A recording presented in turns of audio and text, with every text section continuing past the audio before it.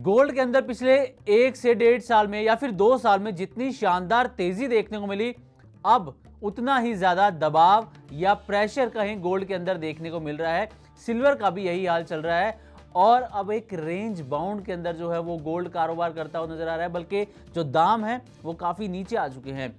29 जनवरी की अगर बात करें तो 29 जनवरी को गोल्ड ने रिकॉर्ड हाई टच किया था 1,85,000 का, लेकिन अब जो दाम है वो 1.5 लाख और इसके भी नीचे आ चुके हैं।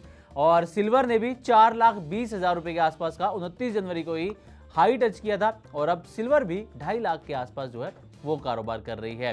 तो इसलिए आज हम गोल्ड पर बात करने वाले हैं और गोल्ड को लेकर ना अब एक सवाल ये भी उठने लगा है और कई बार एक्सपर्ट भी इसका जिक्र कर चुके हैं, इस पर बातचीत कर चुके हैं। सवाल यह है कि क्या अब गोल्ड के दाम एक बार वापस 1 लाख रुपए से नीचे आ सकते हैं?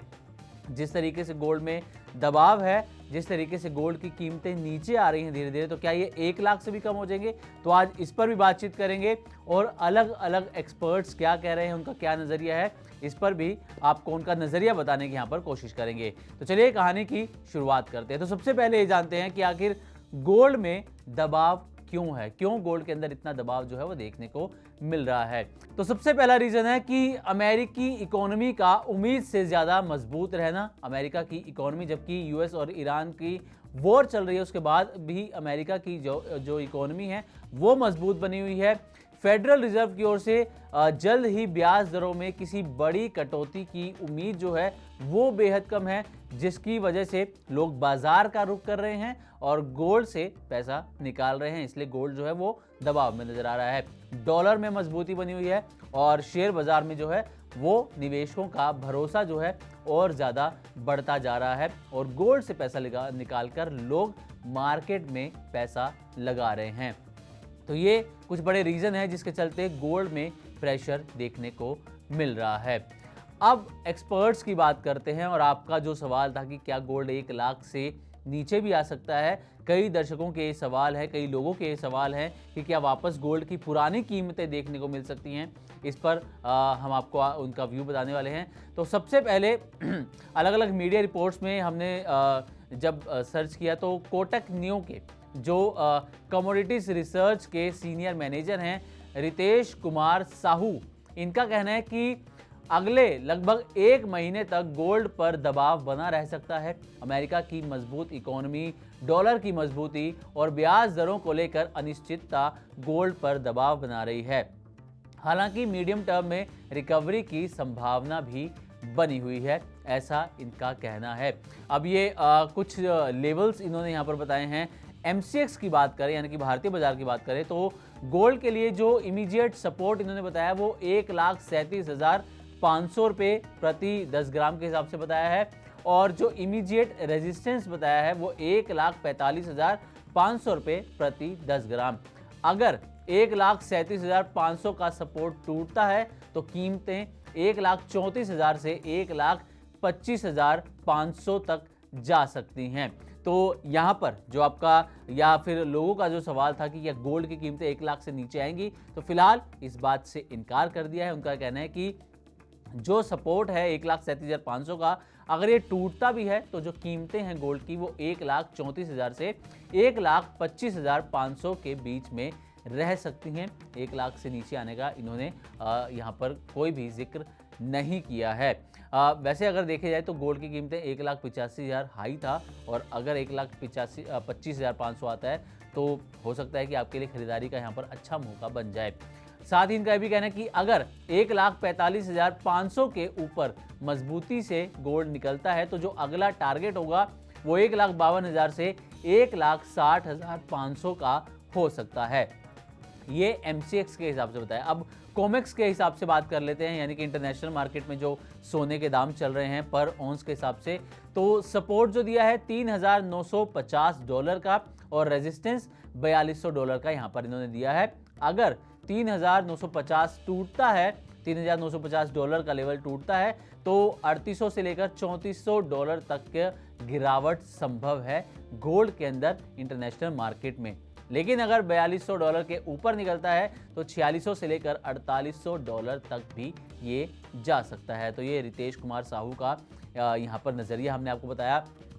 अब आपको बताते हैं कि एसएमसी ग्लोबल सिक्योरिटीज के senior research analyst Ravindra Kumar का क्या कहना है। तो इनका कहना है कि अमेरिका और ईरान के बीच तनाव पहले की तुलना में कम हुआ है और पीस टॉक्स चल रही हैं और इसमें जो है प्रोग्रेस देखने को मिल रही है। अब जब दुनिया में तनाव कम होता है तो जो इन्वेस्टर्स हैं वो सुरक्षित निवेश यानी कि गोल्ड की यहाँ पर हम बात कर रहे हैं जिसे सेफ हेवन भी कहा जाता है, वहां से पैसा निकालकर दूसरे एसेट्स की तरफ रुख करने लगते हैं और यही कारण है कि सोने की मांग पर असर पड़ा है। इसके अलावा एक और बड़ी वजह है, वो है क्रूड ऑयल की कीमतों में आई तेज गिरावट। अगर तेल सस्ता होता है तो महंगाई कम होने की उम्मीद बढ़ जाती है और जब महंगाई का खतरा कम होता है तो सोने की मांग भी कमजोर पड़ सकती है। हालांकि रविंद्र कुमार ये भी कहते हैं कि मजबूत डॉलर, दुनिया भर में सख्त मौद्रिक नीति की आशंका और जापान के सेंट्रल बैंक की तरफ से ब्याज दरें बढ़ाने जैसे कदम अभी भी बुलियन मार्केट पर दबाव बनाए हुए हैं। तो ये हमने आपके सामने रखे दो कोट। अब तीसरे कोट की यहाँ पर बात कर रहे थे, क्योंकि अब तक आपने सिर्फ कमजोरी की बात सुन ली, लेकिन अब आती है इस रिपोर्ट की सबसे दिलचस्प बात। तो केडी एडवाइजरी के senior research analyst Amit Gupta का मानना है कि अगले 1 महीने तक सोने में कमजोरी जरूर रह सकती है, लेकिन उसके बाद तस्वीर बदल सकती है। यानी कि उनका नजरिया शॉर्ट टर्म में अलर्ट, सावधानी, लेकिन मीडियम टर्म में तेजी का है। उनके मुताबिक अगर एमसीएक्स गोल्ड करीब 1,35,000 प्रति 10 ग्राम के आसपास रहता है तो वहां इसे मजबूत सपोर्ट मिल सकता है और अगले 3 महीनों में कीमतें बढ़कर 1,60,000 प्रति 10 ग्राम तक पहुंच सकती हैं। यानी कि जो निवेशक लंबी अवधि का नजरिया रखते हैं उनके लिए गिरावट एक अवसर भी बन सकती है। अब आपको किन चीज़ों पर ध्यान रखना चाहिए अगर आप निवेशक हैं? तो पहले तो आपको ये ध्यान रखना चाहिए अमेरिका के रोजगार से जुड़े आंकड़े कैसे आते हैं, इसका असर भी जो है वो गोल्ड पर देखने को मिलता है, तो इस पर आप नज़र रखें। महंगाई के नए डेटा पर आप नज़र रखें। फेडरल रिजर्व का ब्याज दरों पर क्या स्टांस रहता है, क्या फैसला रहता है, इस पर आपकी नज़र होनी चाहिए। साथ ही डॉलर इंडेक्स की चाल और जो भी ग्लोबल लेवल पर जो माहौल चल रहा है उस पर भी आपको नज़र रखनी चाहिए। अब एक सवाल ये भी है कि क्या अभी गोल्ड खरीदना चाहिए? तो एक्सपर्ट्स की राय है कि फिलहाल जल्दबाजी में बड़ी खरीदारी करने से बचना बेहतर हो सकता है। अगर कीमतों में और गिरावट आती है तो आप स्टैगर्ड मैनर में निवेश कर सकते हैं, स्टैगर्ड बाइंग आप कर सकते हैं और ये आपके लिए बेहतर रणनीति हो सकती है। यानी कि एक साथ पूरा पैसा लगाने की बजाय धीरे धीरे निवेश करना ज़्यादा समझदारी हो सकती है। अब एक सवाल ये भी है कि क्या लॉन्ग टर्म इन्वेस्टर्स को घबराना चाहिए जिन्होंने गोल्ड में लॉन्ग टर्म के नज़रिए के हिसाब से पैसा लगाया है? तो एक्सपर्ट्स का कहना है कि लॉन्ग टर्म के नज़रिए से गोल्ड की कहानी अभी भी पूरी तरह खत्म नहीं हुई है।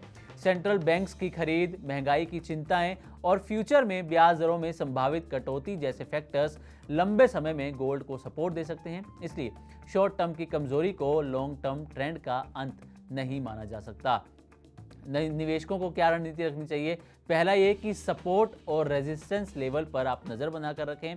दूसरा, जल्दबाजी में बड़े दाव लगाने से बचें। तीसरा, एक मुश्त निवेश यानी कि लमसम पैसा ना लगाएं, सिप के जरिए खरीदारी करें या फिर स्टैगर्ड बाइंग आप कर सकते हैं। मान लीजिए कि आपको 500 रुपये निवेश करने हैं तो 100 रुपये एक बार में किए, 100 फिर अगली बार में किए, तो इस तरीके से आप टुकड़ों में निवेश यहाँ पर कर सकते हैं। लंबी अवधि का नज़रिया आपके लिए होना ज़रूरी है और साथ ही अमेरिका से आने वाले आर्थिक आंकड़ों पर नज़र रखना ज़रूरी है। चलिए, अब गोल्ड की बात तो होगी, जाते जाते एक बार चांदी की भी बात कर लेते हैं। तो एक्सपर्ट्स ने चांदी को लेकर भी बड़ा अनुमान लगाया है। एनालिस्ट का मानना है कि एमसीएक्स सिल्वर को करीब 1,90,000 के आसपास मजबूत सपोर्ट मिल सकता है। अगर अगले 3 महीनों में तेजी का माहौल बना रहता है तो चांदी का भाव 2,60,000 रुपये तक पहुंच सकता है।